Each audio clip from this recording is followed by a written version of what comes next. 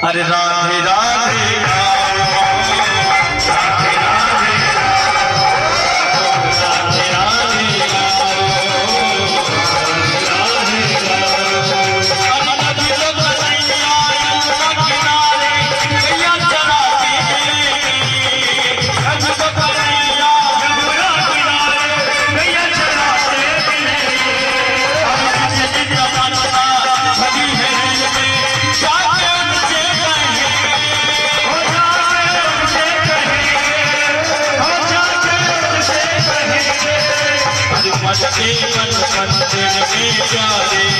मंदिर में प्यारे बाबा जी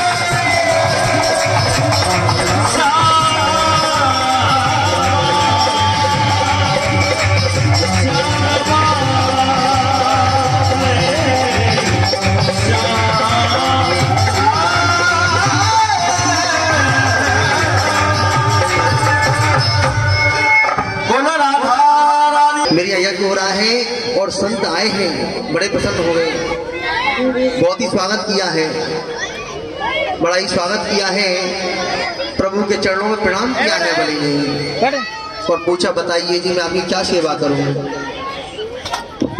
आप मेरे यहाँ यज्ञ हो रहा है, आपकी सेवा क्या करूं। लीजिए सोने का महल ले लीजिए दान में, वामन प्रभु का ध्यान माला में लगा हुआ है।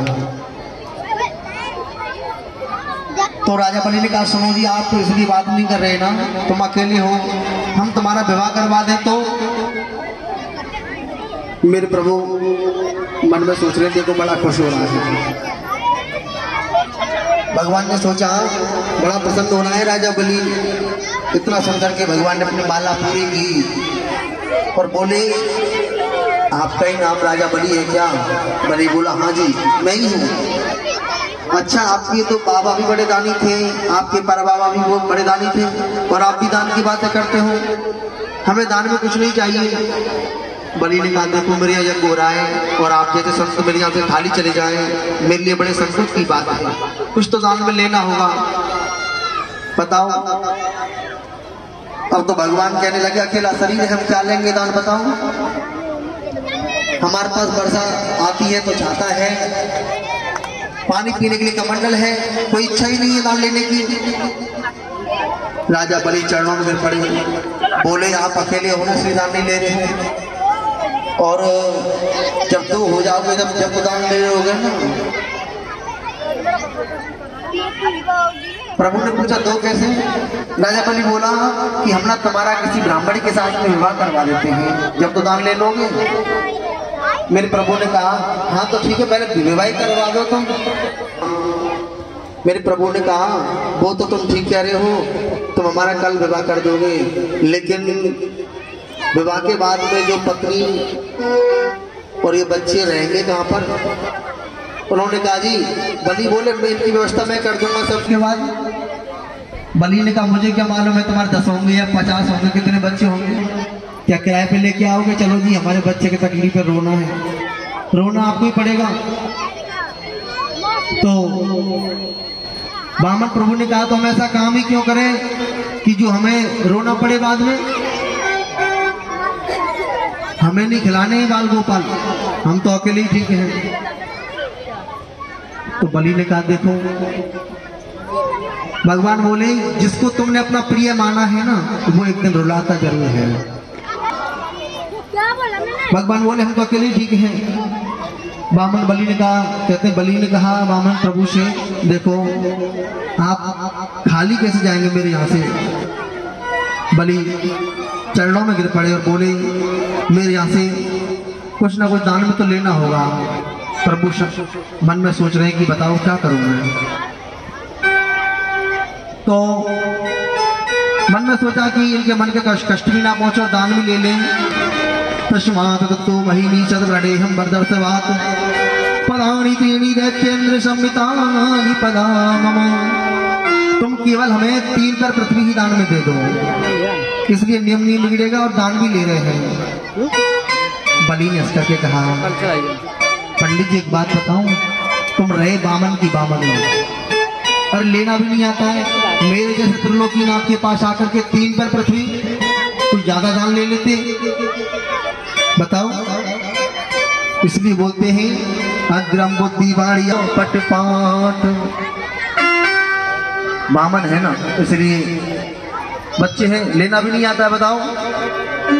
मेरे प्रभु ने कहा बड़ा खुश हो रहा है, बड़े त्रिलोकीनाथ है ना, तो देखो तुम 3 पर पृथ्वी पूरी कर देना जब देखेंगे। बलि ने कहा मेरी तो बहुत कुछ देने की इच्छा है, तुम 3 पर पृथ्वी मांग रहे हो तो ले लो, जहां से अच्छी लग रही वहां से नाप लो। भगवान बोले ना कम चाहिए ना ज्यादा चाहिए, और वो भी अपने पैरों से नापूंगा मैं। बलि ने कहा नाप लीजिए। अब तो जी नाई इमाम त्रीणि पदानि पृथ्वी अहं संप्रददे, जगह नहीं है यहाँ पे, चला तो पहले संकल्प करिए। बलि ने कहा से पक्का हो जाता है कि आपने हमें दे दिया है, इधर संकल्प करो। और जब संकल्प की बात आने लगी बार बार में, तो शुक्राचार्य जी ने नेत्र बंद करके ध्यान किया कि ये कौन है। हमने दे दिया ना तो सब कुछ चला जाएगा, कुछ नहीं बचेगा। बलि ने कहा गुरुजी दोनों हाथों में लड्डू हैं, यदि ये साक्षात भगवान है तो लोग क्या कहेंगे बताओ। बलि के यहाँ भीख मांगने गए थे भगवान, और यदि ऐसी कुछ जगह बताई गई है और राजन तुम्हारे तो धन को नष्ट होने का समय आ गया है, इसलिए तुमने संकल्प कर दिया तुम पे कुछ नहीं बचेगा, तुम मना कर दो भूमि देने से। लेकिन वारे राजा बलि, बड़ा दृढ़ प्रतिज्ञ राजा बलि कि नहीं गुरुवार मैं तो बिल्कुल झूठ नहीं बोलूंगा, चाहे बलि ये सब कुछ ले जाए, सब कुछ तो नहीं का है, इसलिए मुझे कोई परवाह नहीं है। भगवान बोले अरे क्या बात करने लगे हो? देना है तो दो, नहीं तो मना कर दो। राजा बलि ने संकल्प करने के लिए तैयार हो गए और शुक्राचार्य जी ने देखा कि कमंडल में से जल नहीं निकले, तो वो कमंडल की नली में जाकर के प्रवेश कर गए और वामन भगवान देखने लगे जल क्यों नहीं आ रहा है। तो भगवान समझ गए कि शुक्राचार्य जी बैठे हैं इस नली के अंदर। उनके पास कुशा का आसन था, एक कुशा निकाली और कमंडल की नली में चला दी। उसी से शुक्राचार्य जी की एक आंख नमो नारायण हो गई। प्रेम चलो जय श्री राधे। एक आंख चल बसी। अब कोई जल आ गया, संकल्प हो गया। जैसे संकल्प हो गया है तो वामन प्रभु ने विशाल रूप धारण कर लिया, विराट रूप बन गया है। विराट भगवान की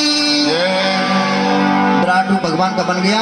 बलि ने देखा तो भगवान का चेहरा नहीं दिखाई दिया।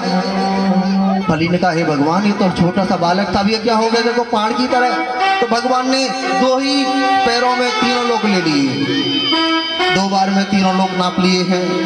भगवान का चरण ब्रह्मलोक में पहुंचा है। ब्रह्मा जी ने प्रभु के जल को कहते हैं अपने कमंडल भर लिया है। श्रम जल बिंदु कमंडल लाचो, भगवान के चरणों का जल ही गंगा मैया है। ये गंगा मैया आ रही है जिसमें हम नहाते हैं, गोता लगाते हैं और अपने आप को कृतार्थ मानते हैं कि हम पवित्र हो गए। ये भगवान के चरणों का जल है। अब तो वामन भगवान ने 2 पैरों में 3 लोक ले लिए और राजा बलि क्या खड़े हो गए। बोलो, बड़े त्रिलोकीनाथ बनते थे ना, अब बताओ तुम्हारा सब कुछ ले लिया मैंने। दैत्य लोग भगवान को मारने दौड़े। राजा बलि ने कहा नहीं, ये मेरे भगवान है, इनसे कोई कुछ नहीं कहेगा। अब तो भगवान राजा बलि के सामने खड़े हो गए। बताओ क्या करोगे? तुमने 3 पैर पृथ्वी देने का संकल्प किया है और कोई व्यक्ति संकल्प कर दे और अपने वचन को पूरा नहीं करे तो नरक में जाना पड़ता है। इसलिए बताओ तीसरा पैर कहाँ रखूं? मेरे प्रभु ने गरुड़ जी को आदेश दिया कि जाओ बलि को बांध करके डाल दो। भगवान ने कहा बताओ नरक में जाना पड़ेगा।